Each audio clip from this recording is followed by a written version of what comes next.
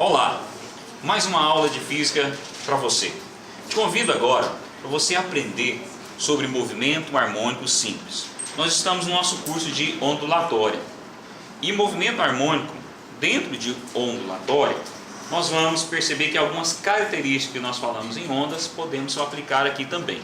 Porém, o seguinte, o conceito de movimento harmônico simples é o seguinte: todo movimento periódico que se repete, que pode ser associado com funções horárias harmônicas, que pode ser escritas, funções horárias como seno e cosseno, através da ajuda aí da trigonometria, da matemática, nós vamos conceituar que é um movimento harmônico simples. E para o exemplo mais clássico que nós temos é o conjunto massa e mola, o qual eu sei que essa mola exerce uma força nesse bloco quando eu faço uma compressão.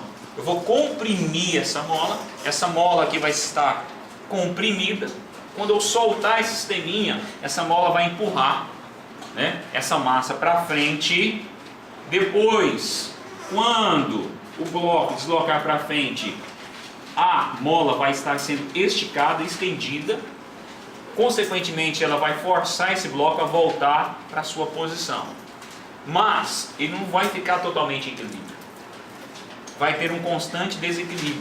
Se eu desprezar a resistência do ar, se eu desprezar que o sistema realmente é totalmente isolado, não tem atrito e tudo mais, esse bloquinho aqui vai ficar oscilando, indo e voltando. Então ele vai fazer fom, fom, fom, fom. Ele vai ficar fazendo esse fom, fom. Esse fom, fom é um movimento repetitivo, movimento harmônico.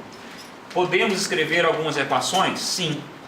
Agora, para chegar lá, vou te explicar algumas coisas. Antes disso, eu chamo a atenção para você que esse movimento eu posso representá-lo juntamente com o movimento circular. Então, no movimento linear, eu passei uma circunferência que, à medida que o bloquinho estiver caminhando aqui no sentido linear, ele faz uma projeção no movimento circular. Está vendo só que a composição desse movimento, com o movimento circular, com o movimento linear, nós vamos poder escrever as funções horárias harmônicas. Agora, lembrando o seguinte, é claro, quando ele está nessa posição, como a força nesse momento sobre o bloco, ela quer que o bloco realmente vá embora, ele tem uma aceleração diferente de zero.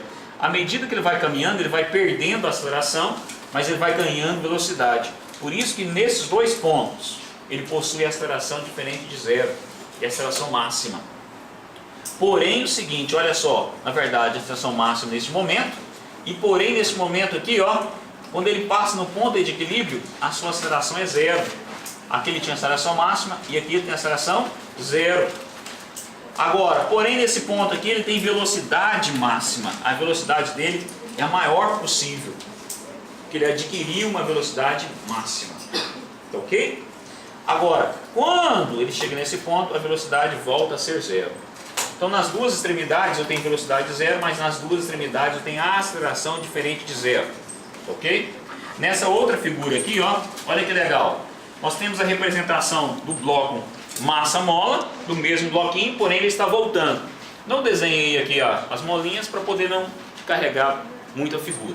Mas agora o bloquinho está voltando. Você percebe que o bloquinho, quando parte daqui, na projeção circular, no círculo trigonométrico, a fase inicial seria zero. Aqui eu tenho zero. À medida que o bloquinho vai caminhando, veja bem, vai caminhando, a sombra aqui, no movimento circular, também vai caminhando até o ponto que eu posso representar no movimento linear esse ponto aqui e no movimento circular esse ponto aqui. Esse ponto no movimento circular, o círculo trigonométrico, em radianos, eu tenho π sobre 2. Por isso que a minha fase é π sobre 2. À medida que esse bloquinho vai caminhando, a minha projeção lá em cima vai caminhando, até o ponto que ele chega aqui, vai coincidir com o ponto no movimento circular também. Movimento linear, movimento circular. No movimento circular, no ciclo trigonométrico, qual que é a fase? Seria o π, porque aqui corresponde o π do movimento circular. E você vai poder perceber que quando esse bloquinho está voltando, a projeção fica nesse ponto. Por isso que a fase inicial aqui é 3π sobre 2. Essa letrinha é um φ, que é chamado de fase. O que é a fase? É a posição inicial em que o bloquinho está partindo. Pode ser que esse bloquinho, eu faço aqui, ó, realmente eu estico a mola e vou soltar esse bloquinho a partir desse ponto. A partir desse ponto, então, a minha fase seria 0. Se eu soltasse esse bloquinho desse ponto, a minha fase inicial seria π sobre 2. A minha fase inicial é a posição inicial em que o bloco está em relação ao círculo trigonométrico, a circunferência aqui, ó. Ok? Tá? Então, já que nós vimos esse conceito, vamos para cá. No movimento circular, eu posso representar um ponto no movimento linear que é projetado no movimento circular. Ligando esses pontos à origem da circunferência, você tem então, daqui até aqui é o raio, que é justamente esse azinho. Agora eu vou explicar esse azinho. Nós chamamos lá naquele desenho esse movimento linear de elongação, que eu vou representar esse x. Quando a minha elongação é máxima, aqui é meu A, que é chamado de amplitude. E quando a minha elongação é mínima, eu tenho menos A. Ou seja, e a amplitude vai variar de A para menos A. Como aqui é a minha origem, após a origem positivo, antes da origem valores negativos. Ok? Vou aplicar aqui, ó, justamente a definição trigonométrica para cosseno de um triângulo em um triângulo retângulo. Você pode perceber que cosseno, cateto adjacente, é meu x. Meu raio se tornou justamente aqui a amplitude, que é a elongação máxima que eu tenho aqui. Então, cosseno de φ é x sobre A. X é elongação e A é amplitude. Buscando aquela equação lá no movimento circular, que vem daqui, ó, velocidade angular é a variação do φ sobre a variação do tempo. Eu vou ter a equação, né?